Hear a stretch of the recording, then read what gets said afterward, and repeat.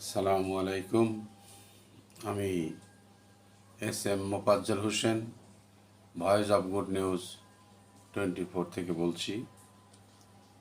সুধীজন, কিছুদিন পূর্বে আমি কন্যাদের সম্পর্কে একটি কথা বলেছি। আজকে আবার আমি সেই প্রসঙ্গেই আমি পুনরায় যৌতুক নিয়েই আমি আবার আলোচনায় বসেছি। আসলে যৌতুক প্রথা আমাদের দেশে এটা একটা ব্যাধি। এই ব্যাধিকে নিরাময় করার মতো কোনো যন্ত্র আজও আবিষ্কৃত হয়নি। আমরা সাধারণত জানি যে জ্বর মাপার যন্ত্র আছে, প্রেশার মাপার যন্ত্র আছে, ওজন মাপার যন্ত্র আছে, কিডনি, হার্ট এবং শরীরের অন্যান্য অঙ্গ প্রত্যঙ্গ মাপার যন্ত্রপাতি আছে এবং সেগুলোর রিপোর্ট আমরা পাই।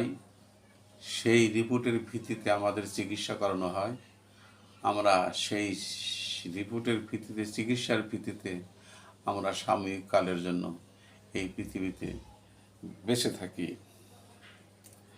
তবে আমার মনে হয় যে যদি কন্যা দায়গ্রস্ত পিতার যন্ত্রণা এবং কষ্ট এবং তার যে কী পরিমাণ বেদনা, কী পরিমাণ কষ্ট বুকে চাপা দিয়ে সে ঘোরাফেরা করে, চিন্তা ভাবনা করে, এটি মাপার জন্য যদি কোনো যন্ত্রপাতি থাকতো তাহলে আমার মনে হয় পৃথিবী থেকে যৌতুক প্রথা, যৌতুক শব্দটাই থাকতো না।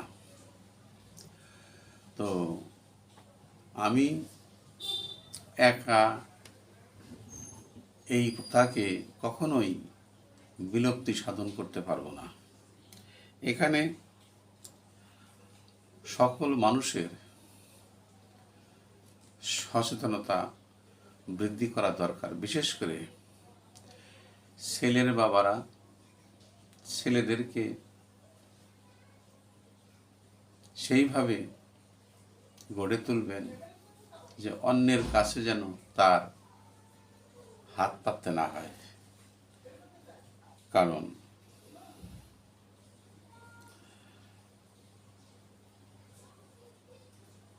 এটা একটা মারাত্মক একটা ব্যাধি।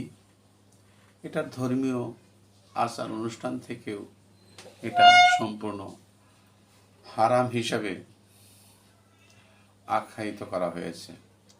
তবে বিবাহের দেনমোহর সম্পর্কে পরিষ্কারভাবে উল্লেখ আছে, তাতে কোনো বাধা নাই। তো আমি যুবকদের বলবো, আপনারা হে যুবক, মেয়েকে, যাকে আপনি জীবনের সঙ্গী বানাতে যাচ্ছেন, তাকে কখনোই দয়া, অনুগ্রহ এবং করুণা করতে যাবেন না।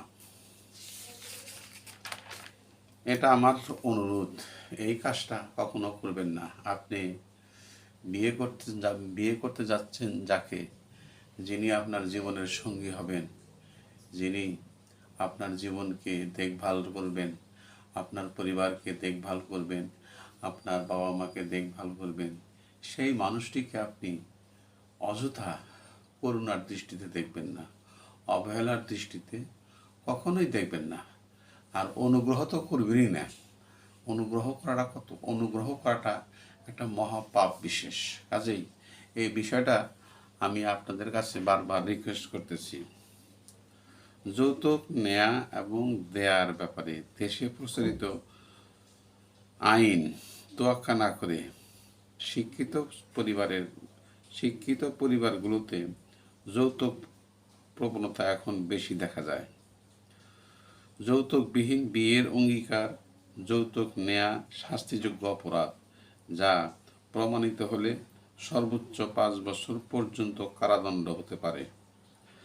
যৌতুক আদায়ের জন্য নির্যাতন করলে, স্ত্রীর মৃত্যু ঘটলে সর্বোচ্চ শাস্তি মৃত্যুদণ্ড। হে যুবক, মনে রাখবেন, বিয়ে নামক সম্পর্ক থেকেই শুরু হয় মূল হিসাব। আসলে বিয়ের পূর্বে আপনাকে নানান কাজে বিভিন্ন বয়সের লোকদের সাথে বিভিন্ন কাজে আপনাকে ছুটাছুটি করতে হয়, সে কাজটা এক ধরনের। আর বিয়ে করার পরে দায়িত্ব এবং কর্তব্যটা সম্পূর্ণ বেড়ে যায়, এই হিসাবটা অন্য ধরনের। তাই বলা হয়েছে যে আজকের দিনই শেষ দিন মনে করতে হবে। হে যুবক, আজকের দিনটাকেই শেষ দিন মনে করতে হবে, কারণ হঠাৎ করেই একদিন মরতে হবে। নিয়মিত কিয়ামত পর্যন্ত কবরে থাকতে হবে, হাসরের মাঠে আল্লাহর সামনে উপস্থিত হতে হবে, জন্ম থেকে মৃত্যু পর্যন্ত সমস্ত কর্মকাণ্ডের হিসাব দিতে হবে, ফুলসিরাত পার হতে হবে, জান্নাত অথবা জাহান্নামী হবে আসল ঠিকানা। প্রথমেই যৌতুক নিয়ে এই কথাটা, এই ভুলটা করা যাবে না। তার মানে প্রথমেই যৌতুক নেওয়া, এই ভুলটা করা যাবে না।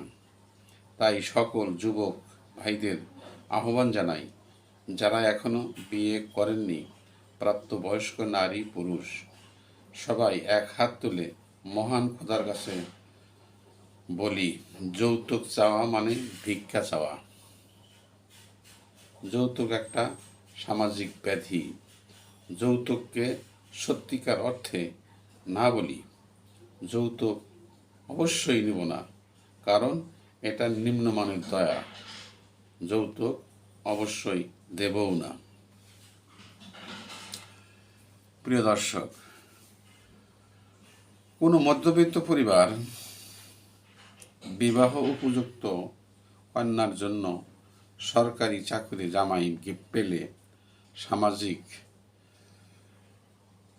ব্যাধি ও আইনগত অপরাধ যৌতুক বরপক্ষকে যা লাগে তা দিতে দ্বিধাবোধ করে না, কারণ চাকরি জামাইয়ের কাছে কন্যা সুখে শান্তিতে থাকবে।